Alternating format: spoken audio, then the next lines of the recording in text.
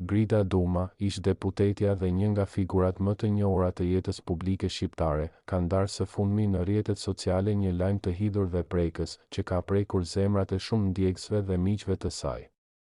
Përmes një postimi emocional dhe të ngarkuar me dhimbje, ajo njoftoi ndarjen nga jeta të një prej shoqeve të saj më të afërta, e cila ka humbur betejën me një sëmundje të rëndë dhe të gjatë. Në postimin e saj, Grida shpreh një dhimbje të thellë, që nuk fshihet pas fjalëve politike apo formale, por vjen natyrshëm, siç vjen dhimbja për dikë që ka qenë pjesë e shpirtit tënd.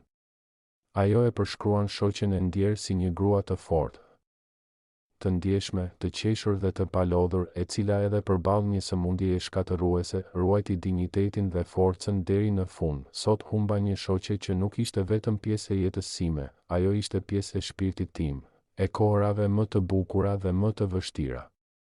Ishte dritë, kur të gjithë kishin heshtur, dhe kur të gjithë ishin lodhur. Sot ajo prehet në paqe, por mungesa e saj është e madhe, shkruan ndër të tjera Grida, në një mesazh që mbushi rrjetin me reagime dhe ngushëllime.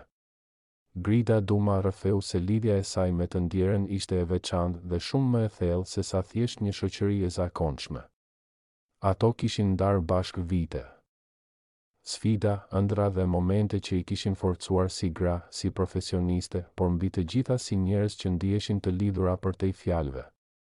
E përshkroi si një njeri që dinte të dëgjonte, të jepte këshilla me mençuri dhe të qëndronte pranë, në heshtje, në ditët më të errëta.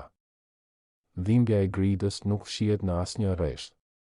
Ajo pranon se lajmi e ka tronditur thellë dhe se edhe pse ishte përgatitur emocionalisht për përfundimin tragjik të betejës së mikeshës së saj me sëmundjen, humbja mbetet e rëndë dhe e papërballueshme.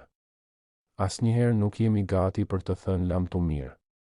Dhe kur njeriu largohet, të duket se një pjesë e botës tënde fiket me të, shkroi ajo. Pas publikimit të këtij lajmi, shumë ndjekës, miq dhe kolegë të Gridës reaguan menjëherë në komente, duke i shprehur ngushëllime dhe mbështetje, por edhe duke ndarë histori të ngjashme të dhimbshme, duke treguar se postimi i saj nuk preku vetëm ata që e njohin personalisht, por edhe shumë të tjerë që janë përballur me humbje të ngjashme.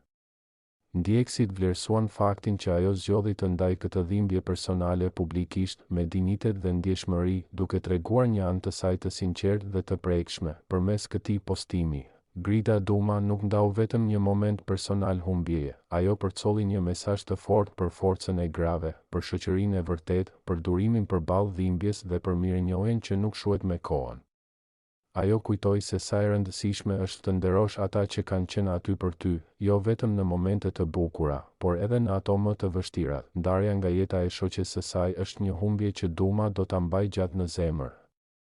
Por përmes këtij rrëfimi publik, ajo i dha një zë të fuqishëm kujtimit të saj, një zë që i kujton të gjithëve se njerëzit e vërtet nuk harrohen kurrë, edhe kur nuk janë më fizikisht pranë nesh. Në fund të postimit, Grida Duma u lut që shoqja e saj të prehet në paqe, ndërsa i premtoi se nuk do ta harroj kurrë, do të mbaj gjithmonë në zemrën time, atje ku ruaj njerëzit më të dashur dhe më të çmuar të jetës. Lam tu mirë, e bukura ime. Do të më mungosh pafund.